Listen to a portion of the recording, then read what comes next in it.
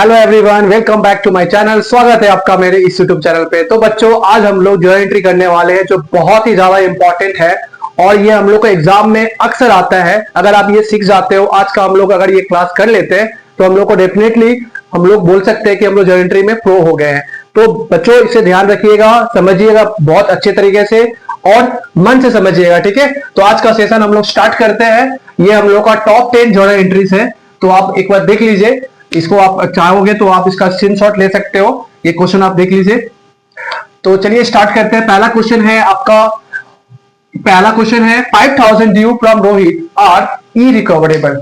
मतलब कि रोहित क्या है, हो सकता है रोहित मेरा कस्टमर है और रोहित से हम 5000 पाते थे, लेकिन वो क्या है, वो दे नहीं पाएगा, इरिकवरेबल है। इसका मतलब कि रिकवर नहीं कर सकते उससे, मतलब रोहित से पैसा नहीं मिलेगा। अगर हम लोग किसी को उधार में बेचते हैं सामान और अगर वो उससे पैसा नहीं मिल पाता है तो उसे हम लोग क्या बोलते हैं, बैड डेट्स बोलते हैं। बिजनेस के पॉइंट में से क्या होता है बच्चों, उसे हम लोग लॉस बोलते हैं, राइट। तो ये लॉस है, नहीं मिल पाया, कोशिश किए, आप सारा एफर्ट दिए, एफर्ट देने के बाद अगर आप कोशिश करोगे, वेट करोगे कि चलो ठीक है आज पैसा मिल जाएगा, कल पैसा मिल जाएगा, कब तक आप वेट करोगे?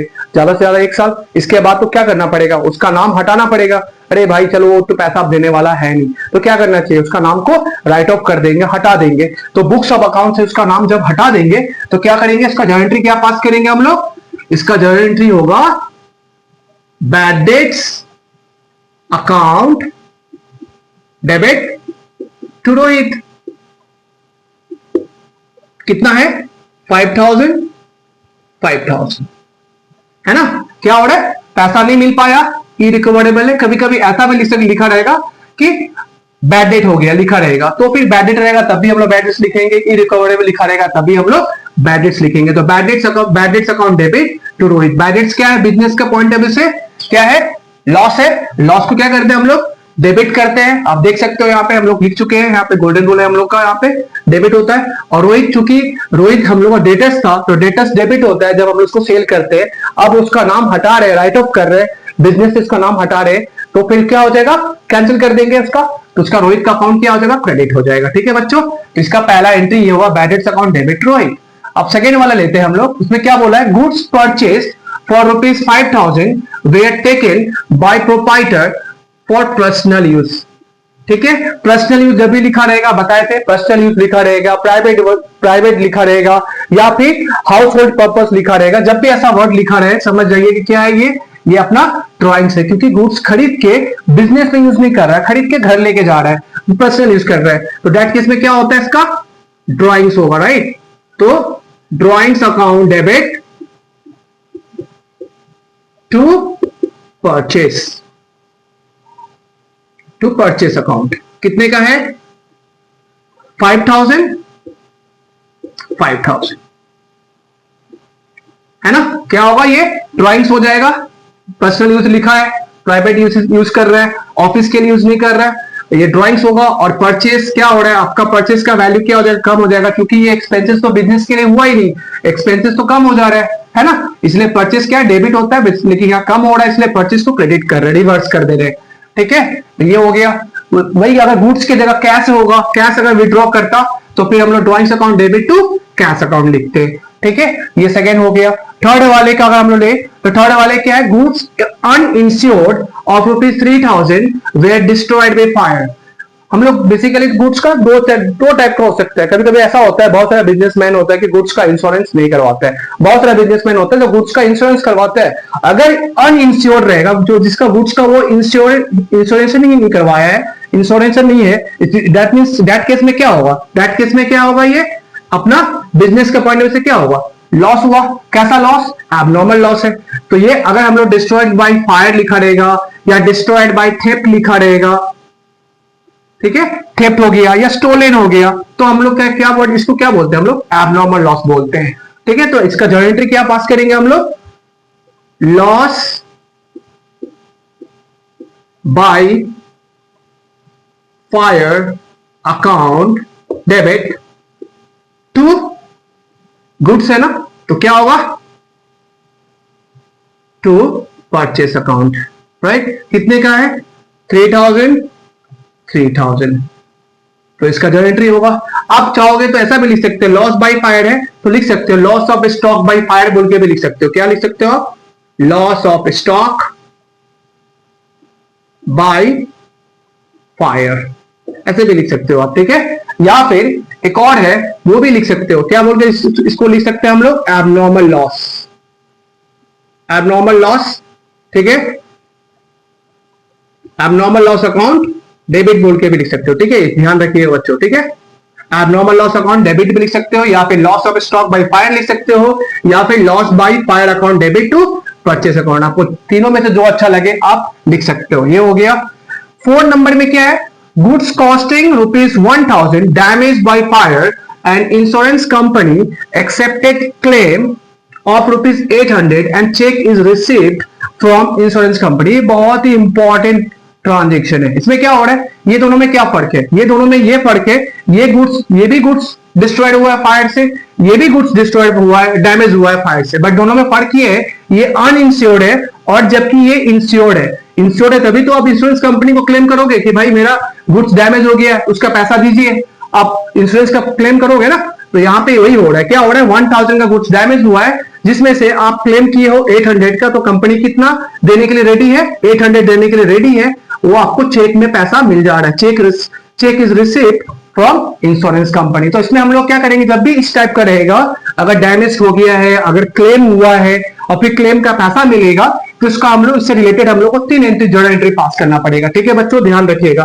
तो पहला अगर हम लोग एंट्री पास करेंगे, जो डैमेज हुआ है उसका एंट्री पास करेंगे, तो उसका वही होगा, पहला कॉमन एंट्री होगा loss by fire account debit to purchase account. कितने का डैमेज हुआ है? 1000 का माल डैमेज हुआ है, 1000, ठीक है। ये हुआ loss by fire to purchase account. अब इसमें क्या हो रहा है? कंपनी अब कितना क्लेम कर रहे हो? 800 का क्लेम हो रहा है। तो 800 का जो क्लेम कर रहा है, 800 मिल रहा है, तो सबसे पहले हम लोग क्या करेंगे? क्लेम का एंट्री पास करेंगे। भाई मेरा ये लॉस हो गया है, तो चलिए पैसा हम उससे मांगेंगे। तो हम लोग क्या करेंगे? अब किसका, इंश्योरेंस कंपनी का नाम मेंशन किया रहेगा, तो इंश्योरेंस कंपनी का नाम हम लोग लिखेंगे। अगर नहीं लिखा रहेगा तो फिर इसका अकाउंट हम लोग सिर्फ इंश्योरेंस कंपनी बोल के लिख देंगे। Insurance company account debit to loss by fire account. कितने का माल डैमेज हुआ है? 1000 का माल डैमेज हुआ है, हम लोग 1000 का ये करेंगे। ये क्या है? बेसिकली हम लोग का ये ड्यू एंट्री है। मतलब कि इंश्योरेंस कंपनी को आप क्या कर रहे हो? क्लेम, अब आप क्या कर रहे हो? क्लेम कर रहे हो कि भाई मेरा माल डैमेज हो गया है, 1000 का माल डैमेज हो गया है, उसका पैसा आप दीजिए।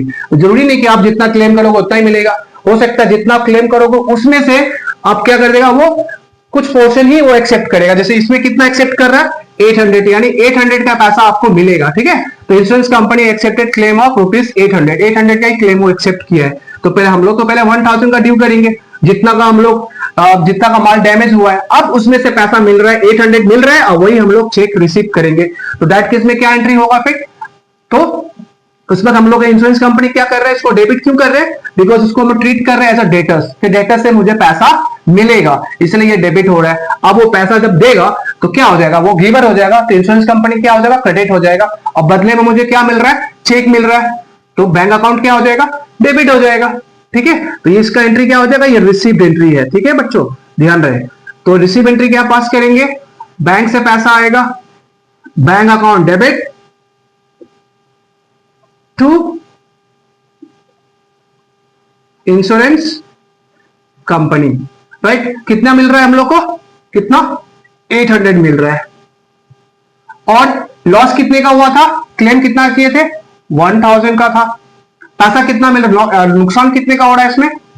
200 का नुकसान। और इसके लिए हम लोग एक अकाउंट बनाएंगे, वो अकाउंट का नाम रहेगा profit and loss account debit. ये एंट्री पास करना होगा किसके लिए?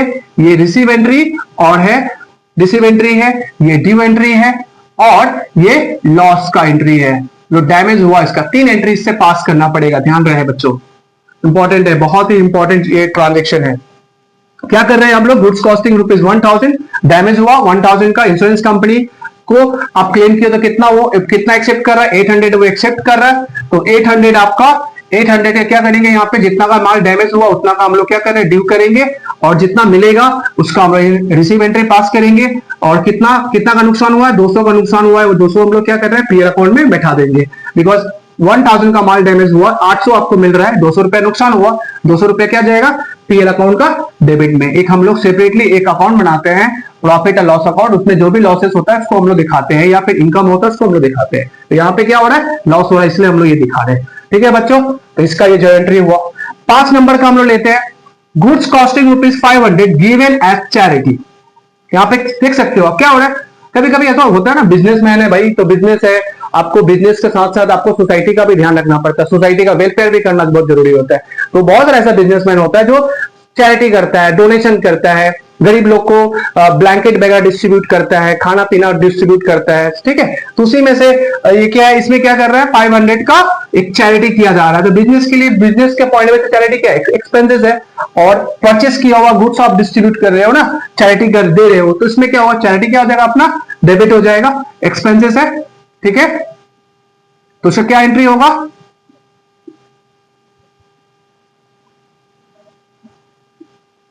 ये बच्चा उसको डिलीट कर दे, हटा देते हैं।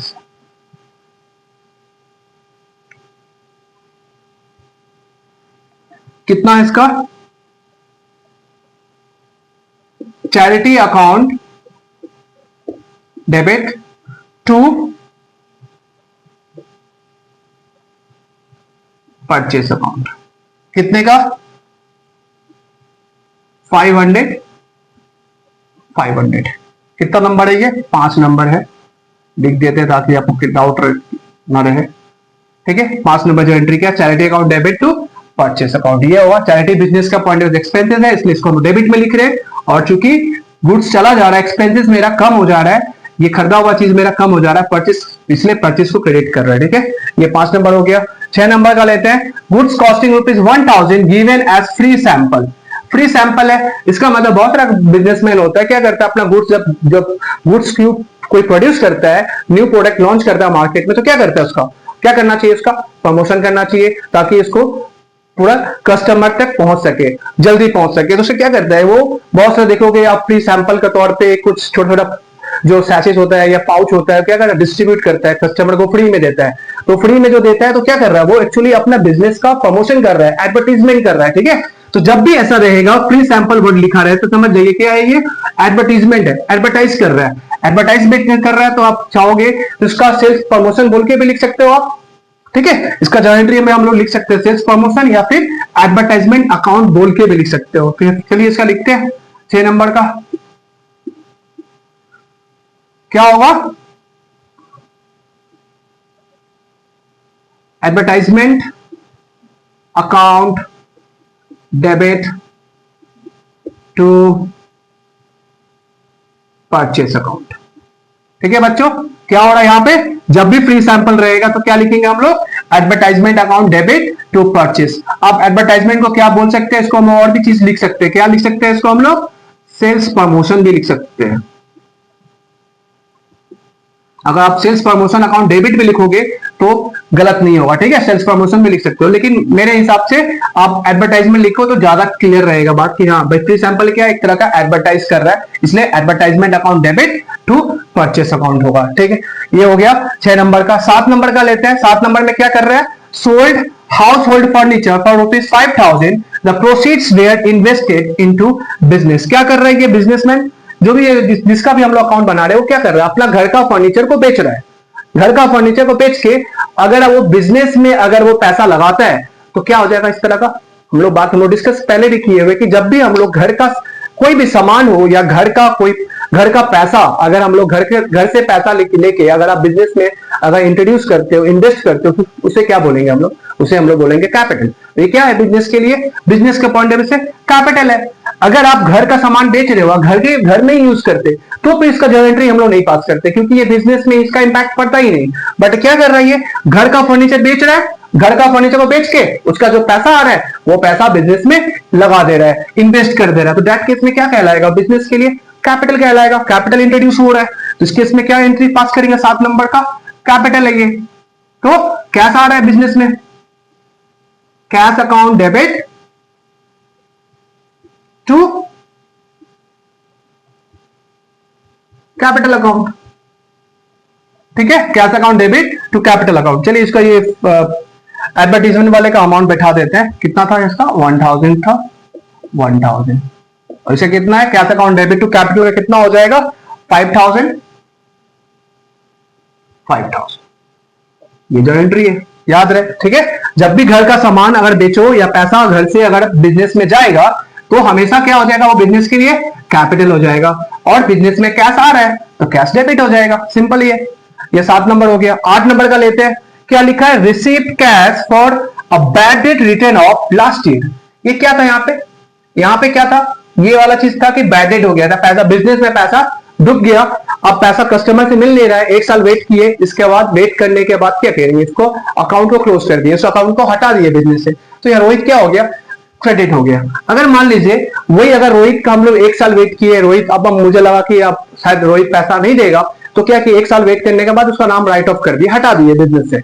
और अब अगर ऐसा हुआ कि इसका मन चेंज हो गया, इसका माइंड चेंज हो गया, अब सोच रहे नहीं चलो भाई पैसा नहीं दे पाए, वो कहीं चला गया होगा, कहीं मान लीजिए इंडिया से बाहर गया होगा, अब वो अगर इंडिया में आया है तो इसको माइंड चेंज हो गया, चलो पैसा जाके दे देते हैं, तो अगर वो पैसा आकर अगर दे देता है तो क्या कहलाएगा बिजनेस के लिए, बिजनेस के लिए क्या कहलाएगा, बैड डेट क्या है, बैड डेट रिकवरी कहलाएगा। ये बैड डेट रिकवरी है, बैड डेट राइट क्या कर दिए थे, राइट ऑफ कर दिए थे, बिजनेस का नाम उसका हटा दिए थे कि भैया वो पैसा आप देने वाला नहीं है, तो बैड डेट हो गया था। वो अगर पैसा आके बाद में दे देता है 1 साल के बाद, अगर अकाउंट क्लोज होने के बाद 1 साल के बाद अगर वो पैसा देगा तो क्या बोलेंगे उसको बच्चों, बैड डेट रिकवरी बोलेंगे। तो ये बैड डेट रिकवरी हो गया। यहाँ पे क्या हो रहा है कि 100 क्या कितना का अमाउंट है, 700 रुपया क्या कर रहा है, बैड डेट हो गया था लास्ट ईयर, मतलब लास्ट ईयर बैड डेट हो गया था, उसका पैसा अब मिल रहा है। तो जब पैसा 1 साल के बाद अगर पैसा मिले बैड डेट का पैसा, तो उसको क्या बोलेंगे हम लोग, बैड डेट रिकवरी बोलेंगे। तो क्या है ये बैड डेट है। तो चलिए इसका एंट्री पास करते हैं, क्या होगा इसका बैड डेट,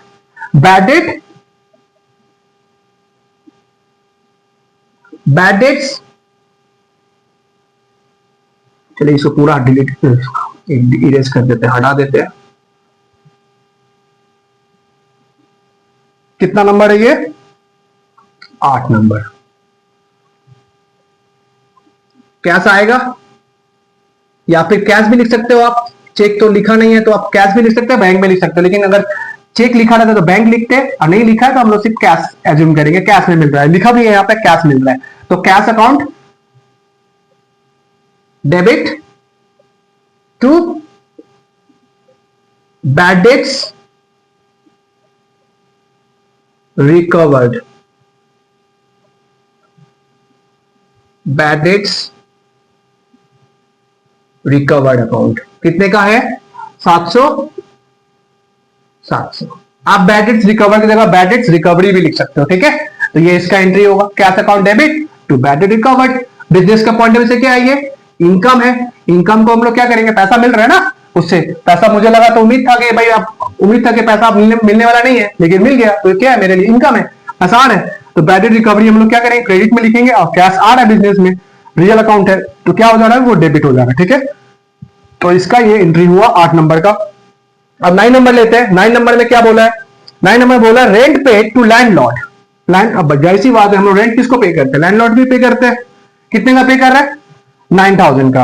अब 9000 का पे कर रहे हैं तो क्या पूरा का पूरा जो आप बिल्डिंग लैंडलॉर्ड को दे रहे हो भाड़ा, तो क्या पूरा का पूरा बिल्डिंग में आप खुद रह रहे हो या पूरे का पूरा बिल्डिंग में आप खुद बिजनेस कर रहे हो। तो ऐसा भी हो सकता है कि भाई मान लीजिए आपका 3 तल्ला है, first floor, second floor, third floor.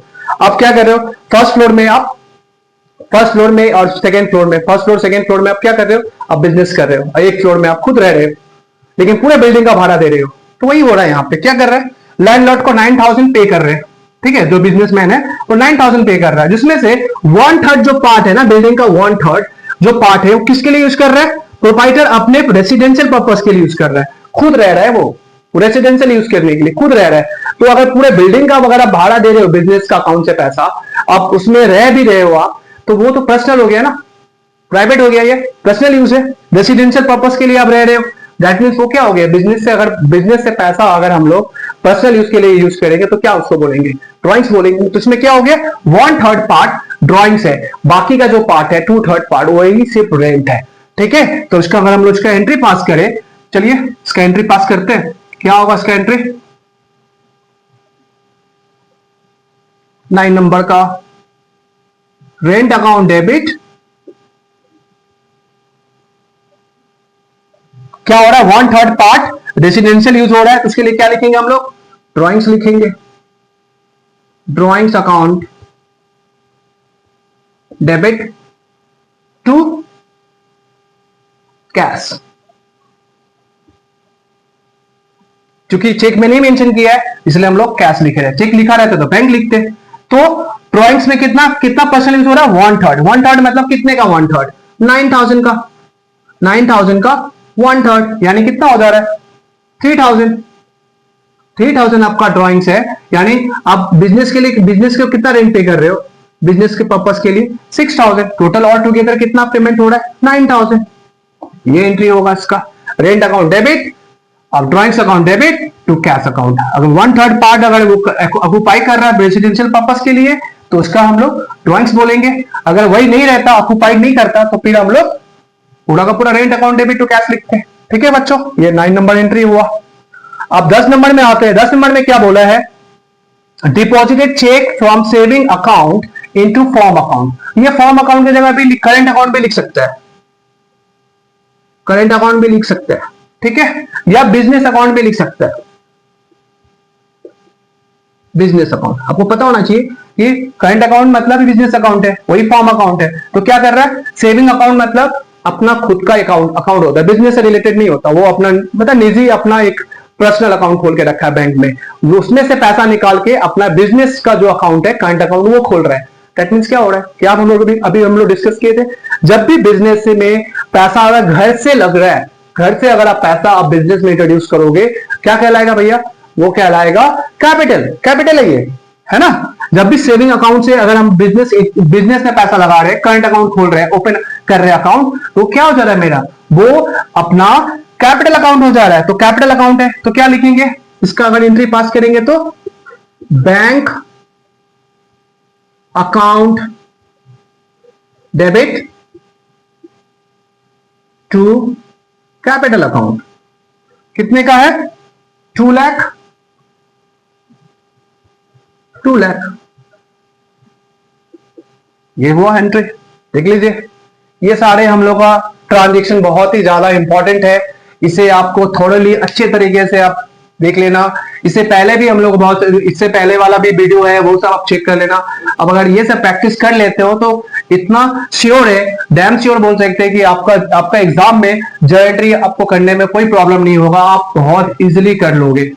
ठीक है, तो आज का हम लोग सेशन यही समाप्त करते हैं और इसके बाद हम लोग ये चैप्टर आज का हम लोग का जो है ये एंड हो गया आज का, बस कंप्लीट। इसके बाद हम लोग नेक्स्ट जो चैप्टर करेंगे वो हम लोग करेंगे लेजर, ट्रायल बैलेंस करेंगे। ठीक है, तो उसमें आप और अच्छे से समझ पाओगे कि जर्नल के बाद का स्टेप होता है हम लोग का लेजर बनाएंगे, फिर ट्रायल बैलेंस बनाएंगे।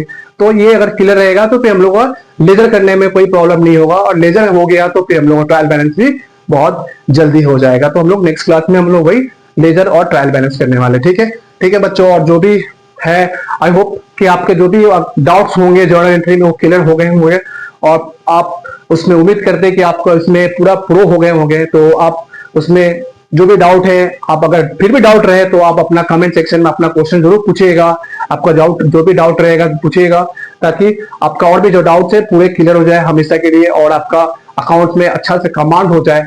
ठीक है बच्चों, तो उसी उम्मीद में आप जुड़े रहिएगा, और आपको और भी ऐसे बहुत सारा वीडियो है जो हमेशा अवेलेबल रहेगा, तो आप सब्सक्राइब करना बिल्कुल ना भूले, और अपने दोस्तों के साथ ये वीडियो शेयर भी कीजिएगा और लाइक भी कीजिएगा।